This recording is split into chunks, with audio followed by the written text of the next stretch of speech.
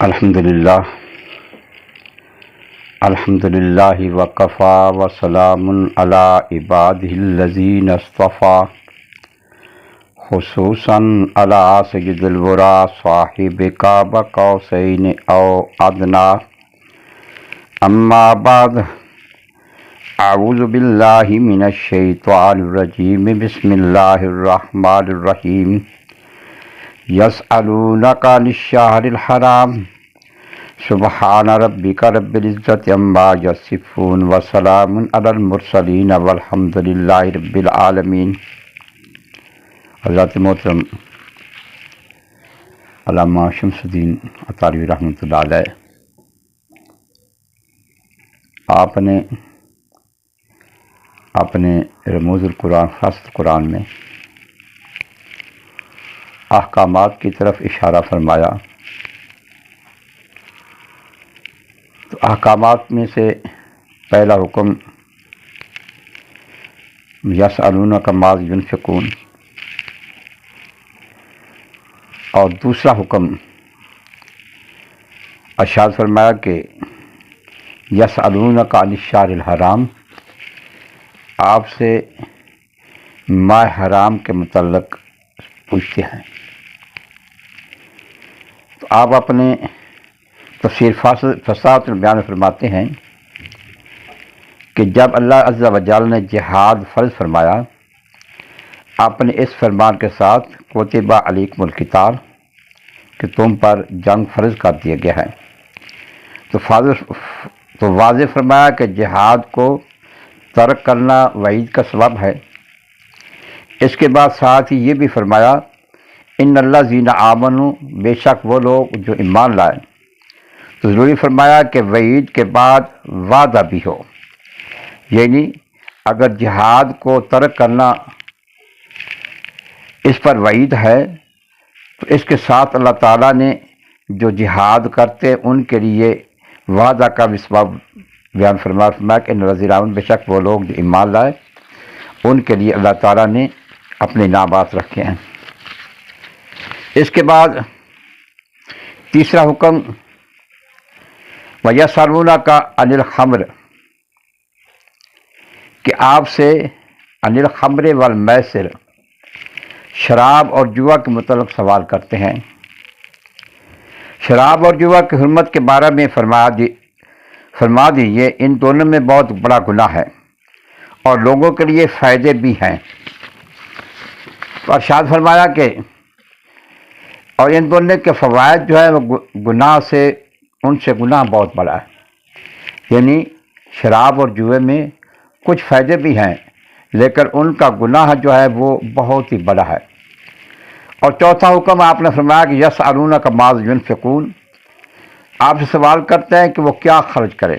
پہلے بھائی سوال تھا کہ ماذا ینفقون، تو پہلے سوال کے متعلق تھا کہ اپنی جو چاہیں خرچ کریں لیکن اپنے پاکیزہ اور طیب مال میں سے کریں۔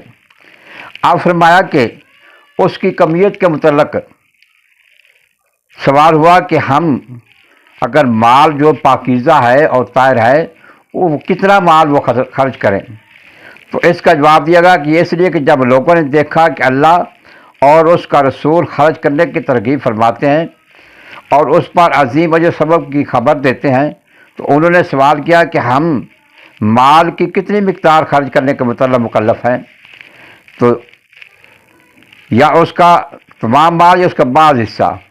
اللہ تعالیٰ نے فرمایا کہ جو تمہارے اخراجات سے فاضل ہو اس کو خرچ کریں۔ پانچوں کو فرمایا کہ یسألونک عن الیتامی، کہ آپ سے یتیموں کے متعلق سوال کرتے ہیں اور ان کو اپنے ساتھ ملانا بھی اللہ کے فرمان میں داخل ہے۔